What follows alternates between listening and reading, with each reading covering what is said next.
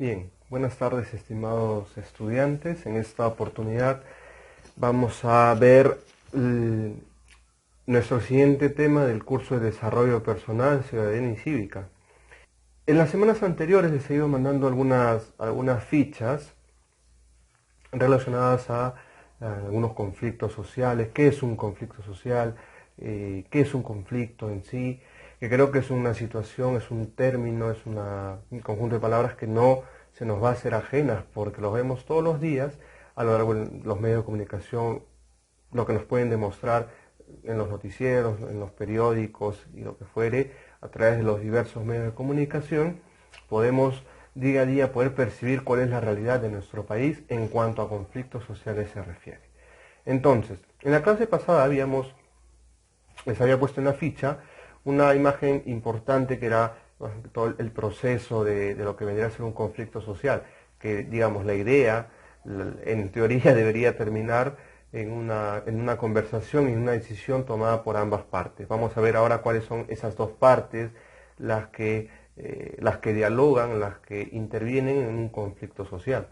No necesariamente un conflicto social quiere decir que hay alguna especie o algún tipo de violencia física o verbal, sino que puede quedar todo en diálogo, puede quedar todo en un intercambio de palabras entre un grupo y otro, y que vamos a ver cuál es. Entonces, empecemos. El tema del día de hoy, como ves bien, puedes visualizar en la diapositiva, es el Estado peruano y su rol en la solución de conflictos. Esto quiere decir que el Estado peruano es uno de estos entes que interviene en un conflicto social. Tiene que estar definitivamente. Un conflicto social no puede desarrollarse ni llevarse a cabo si es que el Estado no interviene. Entonces, el primero, y quien normalmente es quien toma la intención, toma la batuta en el inicio de un conflicto social, es un determinado pueblo, la sociedad, digamos, un grupo determinado de ciudadanos que deciden frente a algo que no les parece o piensan ellos que se está de repente transgrediendo algún tipo de derecho o su misma forma de vida o su calidad de vida, ellos pueden solicitar o pueden intervenir de forma violenta o no, eso dependerá ya del grupo, un conflicto social, pueden generar un conflicto social. Entonces, para saber cuál es la función del Estado, que es importante que la tengamos en cuenta, vamos a ver primero qué es el Estado. El Estado, como bien lo vimos en la clase de democracia, la democracia es un sistema político, pero esta democracia no puede llevarse a cabo si es que no hay un Estado de por medio, si es que no hay un gobierno, ¿no? Sería ilógico, no tendría sentido tener un sistema político determinado, ya sea una democracia, una anarquía, una dictadura o lo que fuere, si no hay un Estado de por medio. Entonces, por ende, ¿un Estado qué cosa es? Vamos a ordenarlo así. Un Estado surge, ¿por qué? Por la necesidad humana, la necesidad del hombre de una ley, una necesidad jurídico-legal. Entonces, el hombre es quien ha creado el Estado. El hombre, recuerda bien esta parte, el hombre es quien crea el Estado. El Estado es una invención del hombre. ¿Por qué? Porque el Estado es una estructura política que parte de un sistema político determinado, una estructura política que se encuentra presente, se encuentra inmersa en la sociedad. Cada uno de los ciudadanos, en el caso de nuestro país, cada uno de nosotros como peruanos, vamos a percibir, vamos a ver y vamos a vivir en un sistema político determinado que está dentro de un Estado, en este caso el Estado peruano, un gobierno. Entonces, obviamente ese Estado va a gozar de soberanía, que significa que va a tener absoluto, por así decirlo, o total poder, total dominio sobre todo un determinado territorio. Entonces, ¿cuál es el fin último, el fin principal del Estado? Velar por el bienestar de su sociedad, de la ciudadanía, y por el bienestar de cada uno de los peruanos, de cada uno de los ciudadanos. Entonces, bueno, esa obviamente es la teoría, ya está en cada uno de nosotros analizar y ver si es que realmente esto se cumple. Entonces, como mencionaba hace un momento, es importante que sepamos que este fin, que es buscar el bienestar del ser humano, del peruano, si lo llevamos a nuestro ámbito local, no se puede dar sin que antes, como puedes observar en la diapositiva, se puedan cumplir o llevar a cabo dos cosas. Uno, que es el sistema político, sea el sistema que utilice cualquier país, en el caso de nosotros, el sistema político de la democracia. si no hay democracia y lo otro que son los derechos humanos, si no hay esos dos pilares, el Estado no puede marchar bien. Entonces es necesaria la democracia, en el caso de nuestra nación, la democracia y el cumplimiento de los derechos humanos. Obviamente esto va a permitir que el hombre, que el peruano pueda acceder a un bienestar tanto físico, un bienestar psicológico y a un bienestar total que le corresponde como ciudadano de un determinado territorio, en este caso del Perú. Entonces, vamos a ver un poco la organización. Aquí he tomado una captura o pantallazo, como es denominado un pantallazo, de el organigrama del Estado peruano. Entonces, obviamente es mucho más extensa la organización, pero yo he tomado, para empezar, porque ya vamos a ir viendo a lo largo de las clases, toda la organización del Estado peruano. Vamos a ir deteniéndonos en cada una de ellas para poder entender cuál es la función de las mismas. Entonces, solamente para tener nociones previas, es importante que sepamos que el Estado peruano se rige en tres poderes importantes: el poder legislativo, el ejecutivo y el judicial. ¿Ya? El ejecutivo, digamos en este caso, va encabezado por el presidente de la República, el poder legislativo por el Pleno del Consejo, que vendría a ser el Congreso de la República, y el poder judicial por la Corte Suprema de Justicia, los jueces, los magistrados, que ya iremos viendo a lo largo, en un tema determinado, no se preocupen. Entonces, ¿esta organización para qué? Para tener en cuenta que cada una de ellas cumple funciones determinadas. Y los conflictos, ¿qué sucede con los conflictos? Hemos visto que hay diversos tipos de conflictos socioambientales, conflictos que van en contra de la contaminación del medio ambiente, de un determinado territorio que cierta población no quiere que se venda, entonces esta población se levanta, hace sus reclamos, quieren un diálogo y todo lo demás. Eso es parte ya de un conflicto social.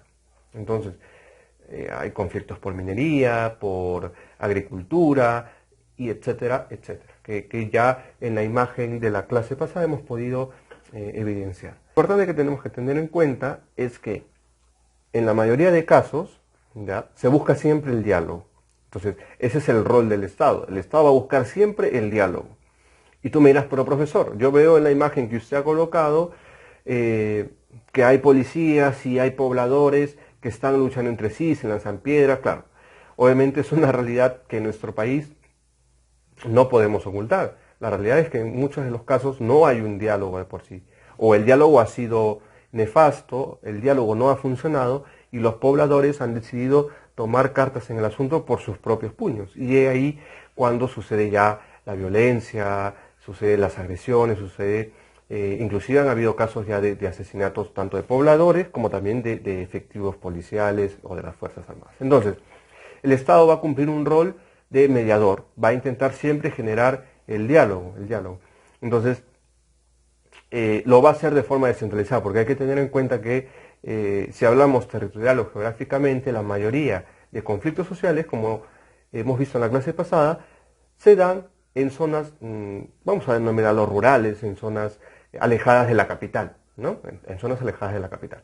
Entonces, he ahí el detalle, porque una de las problemáticas que tiene el Estado, ciertamente, es que al no tener del todo descentralizada sus funciones a lo largo de toda la región, a lo largo de todo el país, es ahí cuando el diálogo no es productivo, no es fructífero.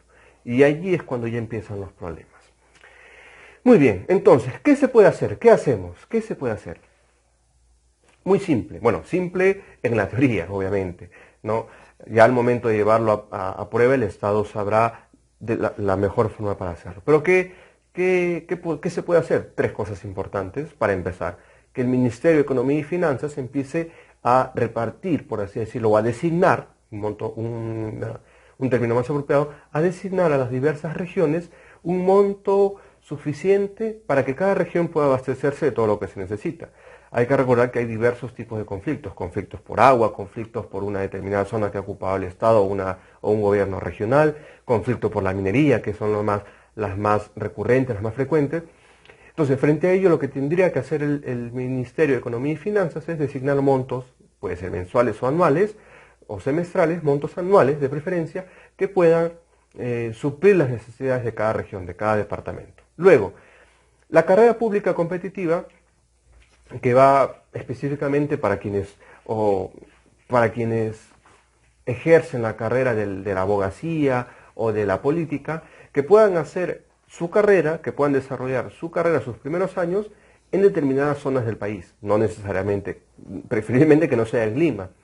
Entonces, ¿para qué? Para que puedan coger experiencia, pero no solo la experiencia por parte del personal que luego irá a trabajar de repente para el Estado, sino también que ellos puedan conocer realmente la realidad, conocer el contexto, conocer bajo qué situación se desarrolla cierta región del país, por ejemplo Ayacucho, o si vas al Cusco para ver cómo funciona la minería, o si vas a Arequipa también, de repente alguna fábrica de alimentos, alguna, qué sé yo, tantas cosas, tantas situaciones que se viven en cada región de forma distinta. Y por último, la distribución de la riqueza que proviene de la minería y del petróleo. El canon de estos dos recursos, del cual Perú es goza de buena cantidad, puede ser aprovechado de mejor forma, cosa que se capacita al personal correctamente y también se capacita a la gente que vive en zonas rurales que no tiene mucho conocimiento. Tal es así que puede generarse en lo posterior un diálogo que permita a cada persona conocer sobre determinada zona, sobre determinado lugar, que le permita luego saber si conviene o no conviene realizar un conflicto, o si conviene o no conviene ir a un diálogo. Entonces, en estos momentos estás viendo en la diapositiva, es una imagen que tiene como fuente el diario El Comercio. El Comercio, a través de este gráfico, ubica a lo largo de todos los departamentos cinco lugares en los que hay conflictos. Bueno, esta información es del 2019, no hace mucho tiempo. 5 lugares en los que se ubican los conflictos más relevantes, más sonados, los conflictos que han tenido más envergadura. Entonces, tenemos por ejemplo el departamento de San Martín, tenemos a Loreto con el conflicto de trompeteros, el conflicto en Puno, que es la protesta por los cocaleros, Apurímac y por último en Ancas. Entonces son los conflictos que han tenido más relevancia, por así decirlo. Entonces, ¿qué es lo que vas a hacer de ellos?